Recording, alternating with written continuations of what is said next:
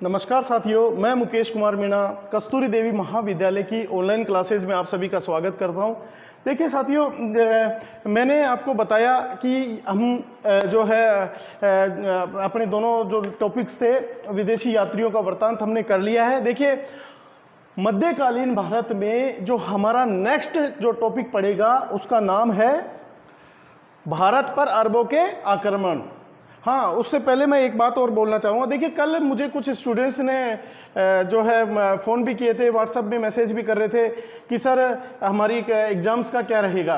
देखो बेटा, मैंने पहले भी बताया, हम अभी स्थिति कोरोना वायरस को लेकर स्थिति बड़ी गंभीर चल रही है। जैसे आज ही की बात करूँ मैं, तो आज शायद प्रदेश में काफ़ी पॉजिटिव केसेस आए हैं। तो ऐसी स्थिति में एग्ज़ाम्स कराना मैं समझता हूँ कि अब पॉसिबल है नहीं। ये जो अभी जो टाइम चल रहा है हमारा, ये समय क्या बड़ा ही क्लिष्ट टाइम है, ये बहुत ही सेंसिटिव टाइम है। इसमें क्या है कि देखो, बारिश का टाइम है और बारिश में आप जानते हैं कि संक्रमण वैसे ही बहुत ज़्यादा फैलता है। तो इसको चलते मुझे नहीं लगता कि एग्ज़ाम्स आपकी होंगी। और फर्स्ट ईयर की क्लास को तो चूँकि क्लियरली डिक्लेयर कर दिया कि सेकेंड ईयर के लिए प्रमोट कर दिया गया है। और अगर कोई प्रॉब्लम आ रही है तो वो आ रही है फाइनल ईयर को लेके। फाइनल ईयर को लेके जो एग्ज़ाम्स का जो है, क्योंकि फाइनल की जो एग्ज़ाम्स होती है उसके जस्ट बाद क्या हमको डिग्री मिल जाती है। तो यूजीसी का कहना है कि भाई उसमें एक जो है प्रमोट करने में उनको प्रॉब्लम आएगी, क्योंकि वो किसी नेक्स्ट क्लास में नहीं जा रहे। तो ऐसी स्थिति को देखते हुए आप सभी लोग जो फर्स्ट ईयर के स्टूडेंट्स हैं, उन सभी के लिए मैं कह रहा हूँ, फर्स्ट ईयर के स्टूडेंट्स एक तरह से अपने आप को सेकेंड ईयर में समझे, अपनी क्लासेज में एडमिशन लें और ऑनलाइन जो हम आपको क्लासेज करवा रहे हैं तो हमारे साथ बने रहें। क्योंकि यही अभी एक जो स्थिति है, मैंने पहले भी बताया था कि भाई मनुष्य का एक स्वभाव होता है, मनुष्य का एक ही स्वभाव होता है कि वो चुनौतियों के साथ आगे बढ़ता है, चुनौतियों के साथ आगे बढ़ता है। जैसा कि मैंने आपको बताया, मनुष्य एक बुद्धिजीवी प्राणी है। प्राणी तो संसार में सारे ही हैं, जीव जंतु सारे प्राणी हैं, प्राणी की श्रेणी में आते हैं।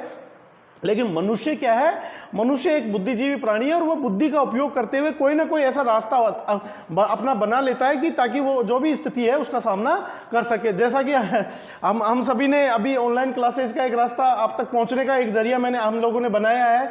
ऑनलाइन क्लासेस के जरिए हम सभी मैं आपसे जुड़ा हुआ हूं और मेरा प्रत्येक विद्यार्थी जो भी हमारा स्टूडेंट्स है, जो मैंने पहले भी बोला आप सभी से कि चैनल को सब्सक्राइब कर लें। तो देखिए, आप टॉपिक पे आते हैं, के लिए बात मैं समझता हूँ क्लियर होगी। फर्स्ट ईयर का विद्यार्थी, I again repeat, first year में का जो भी स्टूडेंट्स है वो सेकंड ईयर में आ चुका है। उसको किसी भी तरह की कोई संकोच या किसी भी तरह का कोई कंफ्यूजन रखने की जरूरत नहीं है। जो भी प्रॉब्लम हो रही है, वो प्रॉब्लम क्रिएट हो रही है, वो फाइनल ईयर वालों के साथ है। और फाइनल का भी 99% एक ही डिसीजन है कि इनकी भी प्रमोट कर दी जाएगी क्लास। तो आप लोगों को घबराने की बिल्कुल भी जरूरत नहीं है। सेकंड ईयर के स्टूडेंट्स से कह रहा हूं मैं, आप जुड़े। मैंने बुक्स का नाम बता दिया, मध्यकालीन भारत का इतिहास एलपी शर्मा, मध्यकालीन भारत का इतिहास बीएल गुप्ता, पेमाराम। ठीक है, देखिए हमारा अब तक का एक दो स्टूडेंट्स जो लेट जुड़े थे उन्होंने मेरे को कहा था कि सर थोड़ा सा रिपीट कर देना। तो देखो बेटा, आज हमारा जो सेकंड टॉपिक हम ले रहे हैं हमारा, इससे पहले हमने एक बड़ा क्वेश्चन तैयार किया था, लगभग 30 नंबर का मैटर मैं करवा चुका हूं। क्वेश्चन था हमारा, क्योंकि मैं देखिए आपकी स्थिति को मैं समझता हूं कि फर्स्ट ईयर वालों ने एग्जाम्स नहीं दिए फर्स्ट ईयर के, तो उनको लग रहा है भाई किस तरह से क्या है क्या नहीं है, वो थोड़े भयभीत है। देखो, मैं खुद मानता हूं एग्जाम्स तो एग्जाम होता है, एग्जाम देने से ही व्यक्ति को पता चलता है कि भाई किस तरह का मैं कितने पानी में हूं, मैं कि मेरी तैयारी है, मेरा क्या लेवल है। लेकिन कोई बात नहीं, समय और परिस्थितियों को देखते हुए कभी कभी हम आगे बढ़ते हैं। तो मैंने जो हमारा पहला टॉपिक था, हमारा पहला क्वेश्चन उसमें बनता था, वो क्वेश्चन यही था। आप सब लोग ध्यान से सुनिएगा, मैं आप वापिस रिपीट कर देता हूं। पहला मैंने क्वेश्चन लिखवाया था कि मध्यकालीन भारतीय इतिहास को जानने के सोर्सेज। तो उसमें हमने सल्तनत काल के सोर्सेज पढ़े थे, हमने मुगल काल के सोर्सेज पढ़े थे, और अब हम कौन से पढ़ रहे हैं? अब मुगल काल के बाद यात्रियों का वृत्तांत, विदेशी यात्रियों का वृत्तांत मैंने बता दिया था। और विदेशी यात्रियों का वृत्तांत में मैंने आपको बताया था उनका वृत्तांत क्यों महत्वपूर्ण है, क्योंकि वो आंखों देखा हाल बयां करते हैं।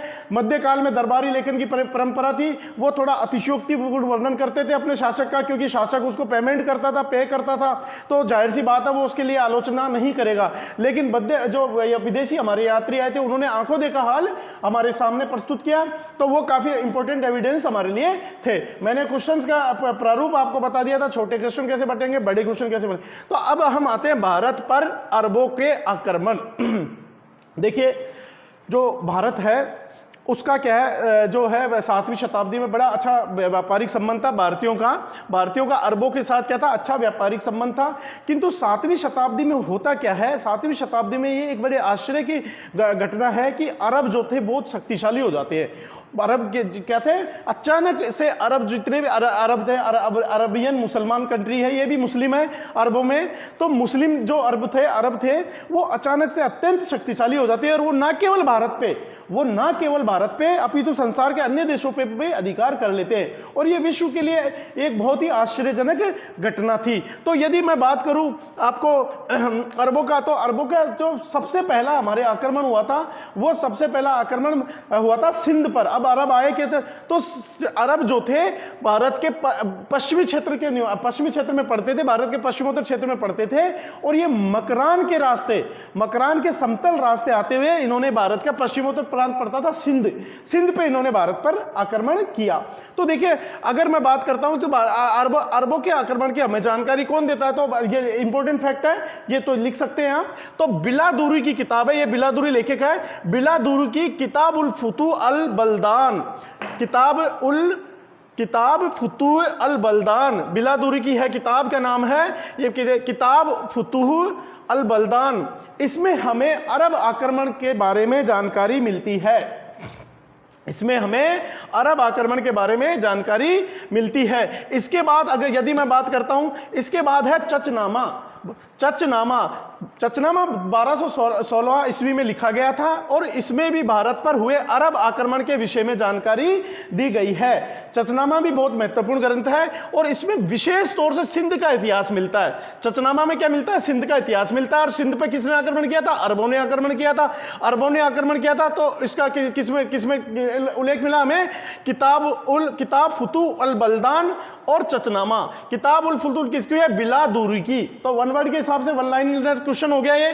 चचनामा बहुत इंपॉर्टेंट किताब है, कई बार आप लोगों से पूछी हुई है। और जो चचनामा है उसका अरबी भाषा से फारसी में अनुवाद हुआ है। तो अगर आगे बात मैं करता हूं, आगे लिखेगा भारत पर पहला अरब आक्रमण मोहम्मद बिन कासिम के समय में, भारत पर पहला अरब आक्रमण मोहम्मद बिन कासिम 712 में मोहम्मद बिन कासिम के द्वारा किया गया।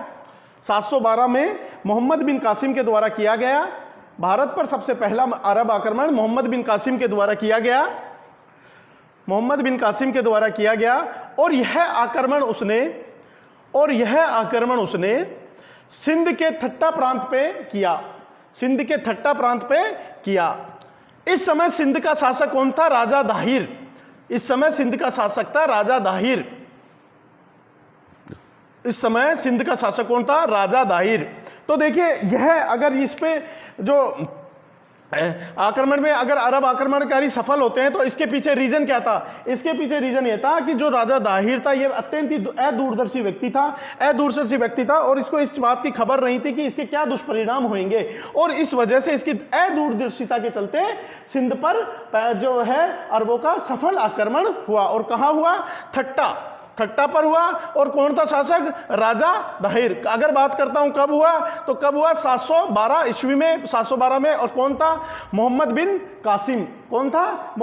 कासिम। तो यहां एक बात और लिखिएगा, मोहम्मद बिन कासिम पहला मुस्लिम था जिसने भारत पर 712 में एक सफल आक्रमण किया। इज दैट क्लियर है। आगे लिखेगा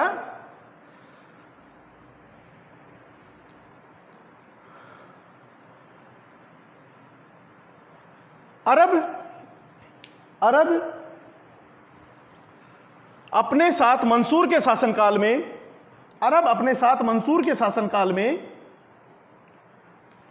मंसूर का शासनकाल का टाइम पीरियड है 753-54 में, अपने साथ में दो भारतीय ग्रंथों को भी लेके गए थे। ग्रंथों का नाम इंपॉर्टेंट है इसलिए लिखाना पड़ा। अरब अपने साथ दो भारतीय ग्रंथों को लेके गए थे, बहुत इंपॉर्टेंट ग्रंथ है। ब्रह्मगुप्त की किताब का नाम है ब्रह्म सिद्धांत, और खंड खाद्य। इनका उन्होंने भारतीय विद्वानों की सहायता से, इन ग्रंथों का उन्होंने भारतीय विद्वानों की सहायता से भारतीय विद्वानों की सहायता से अरबी भाषा में ट्रांसलेशन करवाया, अरबी भाषा में ट्रांसलेशन करवाया। इसी प्रकार से अरबी में एक और इंपॉर्टेंट भारतीय ग्रंथ है पंचतंत्र, विष्णुगुप्त का पंचतंत्र। इसी प्रकार से विष्णुगुप्त के पंचतंत्र का अरबी भाषा में जो है अनुवाद क्या कहलाता है? कलीला वादिमना, कलीला वादिमना, कलीला वादिमना। बहुत इंपॉर्टेंट है, वन वर्ड के हिसाब से पूरी लाइन इंपॉर्टेंट है। आगे लिखेगा, अरबों के द्वारा भारतीयों से नक्षत्र विज्ञान का ज्ञान, अरबों के द्वारा भारतीयों से नक्षत्र विज्ञान का ज्ञान, चिकित्सा दर्शन का ज्ञान, शासन प्रबंध, गणित के सिद्धांत आदि का भारतीयों से इन्होंने ज्ञान प्राप्त किया या शिक्षा प्राप्त की। अरबों के द्वारा, नेक्स्ट पॉइंट है, अरबों के द्वारा सिंध प्रांत में ऊंट पालन और खजूर की खेती का प्रचलन किया गया। देखिए, ऊंट पालन का प्रचलन नहीं था, ऊंट पालन का प्रचलन किसने करवाया? अरबों के द्वारा करवाया, क्योंकि अरब कंट्री में गर्म प्रदेश है और वहाँ ऊंटों का पालन का है। तो ऊंट पालन और खजूर की खेती किसके द्वारा करवाई गई? किसके द्वारा? अरबों के द्वारा। अब आगे लिखेगा मोहम्मद बिन कासिम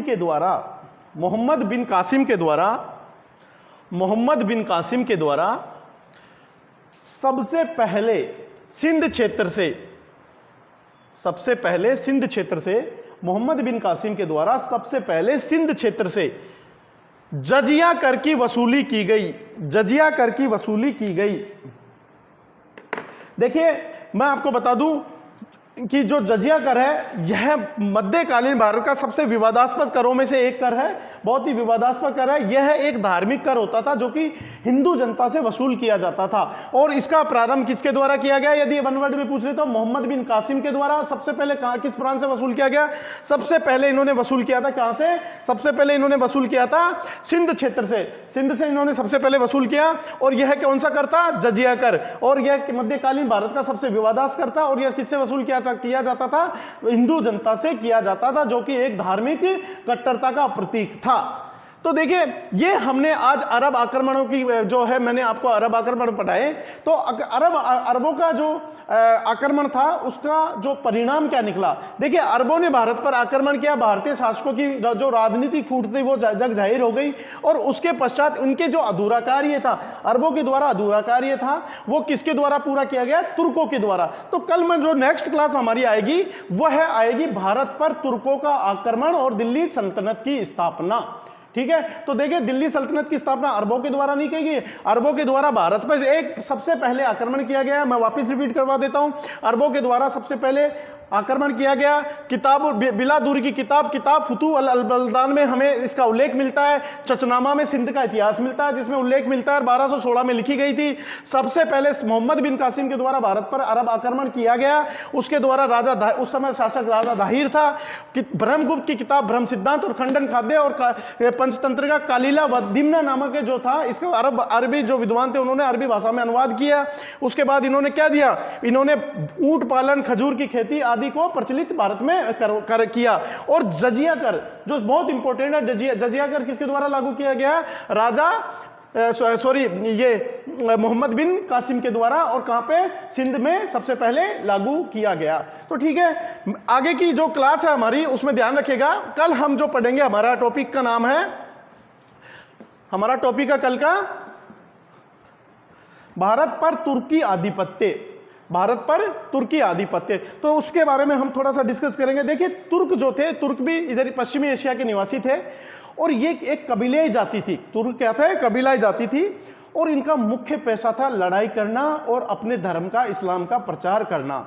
ये इनके दो मुख्य थे। और ये चूंकि एक लड़ाकू प्रजातियां थी, तो ये अलग अलग प्रदेशों में आक्रमण करते रहते थे। और जिसके चलते इन्होंने, जब अरब जिन्होंने हमारे यहाँ आक्रमण किए थे, तो इन्होंने भारत की जो राजनीतिक फूट थी, राजनीतिक जो स्थिति थी, उसको उजागर हो गया। और उन्होंने भी फिर इनके पश्चात उन्होंने भारत पर आक्रमण किए। तो वो कल हम देखते हैं। और आप सभी से मेरा निवेदन एक बार फिर है कि आप सभी चैनल को सब्सक्राइब कर लें और बेल आइकन को क्लिक कर दें। जो भी हमारा वीडियो आएगा, नेक्स्ट वीडियो आएगा, तो वह वीडियो मैं आपको हमारे जो चैनल है कस्तूरी देवी महाविद्यालय के, उस पर आपको मिल जाएगा। ठीक है, और किताब वगैरह आप ले ही लेंगे मैं समझता हूँ, और जुड़े रहिए। और कल का जो क्लास है वो नेक्स्ट क्लास में कल मैं तुर्की आक्रमण पढ़ेंगे हम, इसको पढ़ के आइएगा। Okay, thank you very much.